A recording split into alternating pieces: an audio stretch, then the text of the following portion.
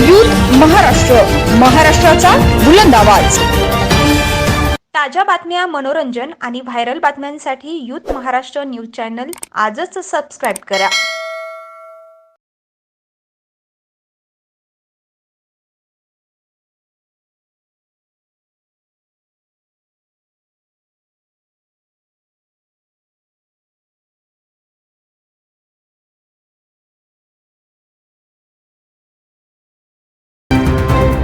पनवेल महानगरपालिका 2024 ते 2044 पर्यंत विकास आराखडा तयार करत आहे।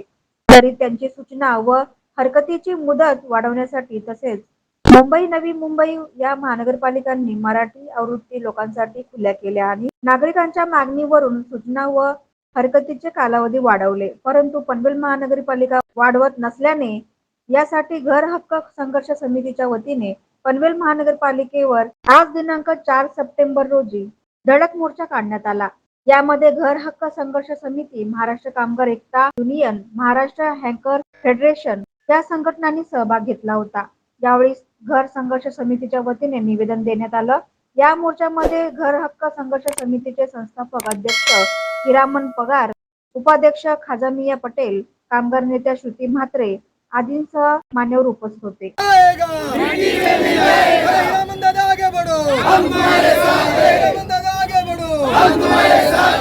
जोपर्यंत विकास आराखड्याची मुदत वाढणार नाही तोपर्यंत संघर्ष सोडणार नाही। जोपर्यंत विकास आराखड्याची मुदत वाढत नाही तोपर्यंत संघर्ष सोडणार नाही। विकास आराखडा मराठीत झालाच पाहिजे। विकास आराखडा मराठीत झालाच पाहिजे।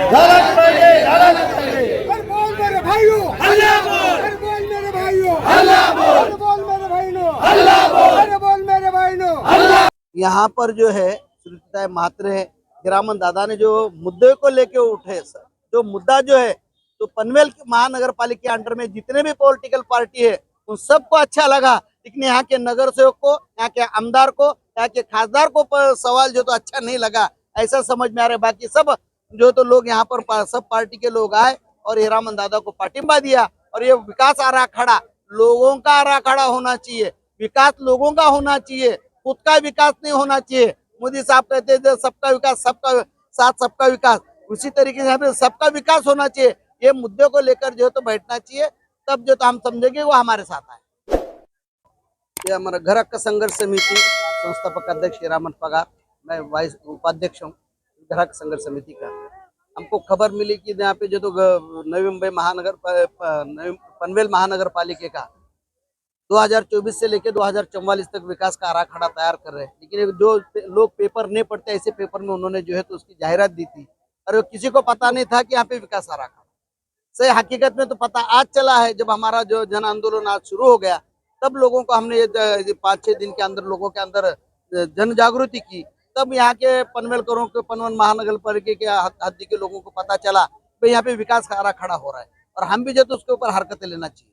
तो हमने ये बात रखी है कि भाई हमारे को जो है तो इसका टाइम बढ़ा के मिलना चाहिए, मुदत वाढ होना चाहिए। इनकी 7 तारीख तक है मुदत है कि हमारा जो है तो कम से हमारे श्रुति मैडम ने 3 महीने का डिमांड किया है, लेकिन जो भी वो विकास का आराखड़ा की मुदत बढ़ाना चाहिए, क्योंकि यहाँ का पनवेल के अंदर बहुत महापालिका के अंदर बहुत सारे गाँव है, बहुत सारे आदि तातकरी पाड़े है, बहुत सारे आदिवासी पाड़े है। ये जो है तो यहाँ के कुछ उनके महापालिका के साथ बैठे हुए कुछ लोग हैं जिसके साथ उनकी चाय पानी चलती है। ऐसे लोगों को हाथ में लेकर जो तो विकास का आराखड़ा तैयार करके गांव वालों को, आदिवासी वालों को, तातकरी पाड़ों को नष्ट करने का षड्यंत्र रखा हुआ है। लेकिन घर हक्क संघर्ष समिति और यहाँ पे जो भी बाकी की जो भी आदर पक्ष के लोग हैं जो आज हमारे साथ में आए हुए, उन सबके जो उनका सपना हमने आज भंग कर दिया है। और हमको यहाँ पर जो तो उपायुक्त मिला है और जो टाउन प्लानर काकड़े मैडम थी वो भी हमारे सामने थी। हमने उनको ये कहा कि मैडम आप टेबल पे बैठ के तो टाउन प्लानिंग नहीं करे पूरे पनवेल महानगर पालिका, तुम आदिवासी पाड़े में जाओ, तातकरी पाड़े में जाओ,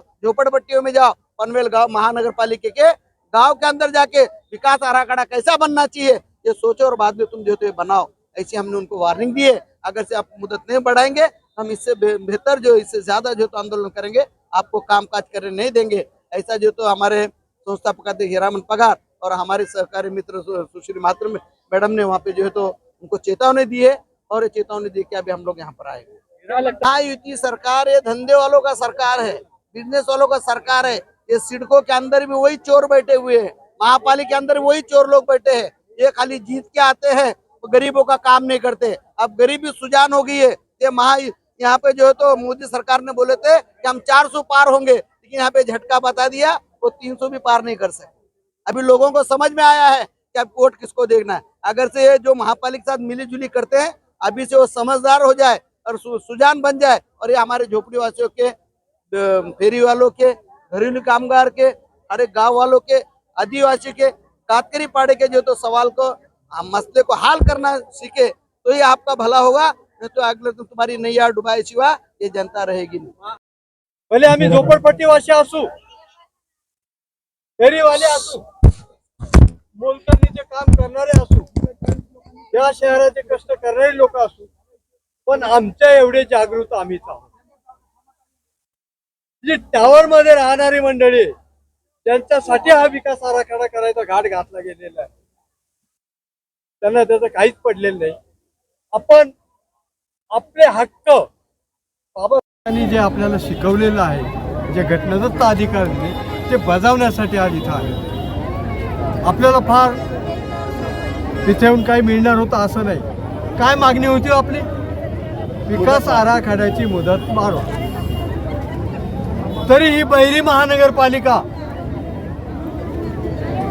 जे इथले मोठमोठे बिल्डर, मोठमोठी मंडळी, त्यांचे इथे संबंध जपणारी, गपचूप एका वर्तमानपत्रात जाहिरात केली जाते, विकास आराखडा झाला असं दाखवलं जातं। आम्हाला कळेल अशी त्याच्यात भाषा नाही, आमच्यापर्यंत पोहोचेल असं काही नव्हतं।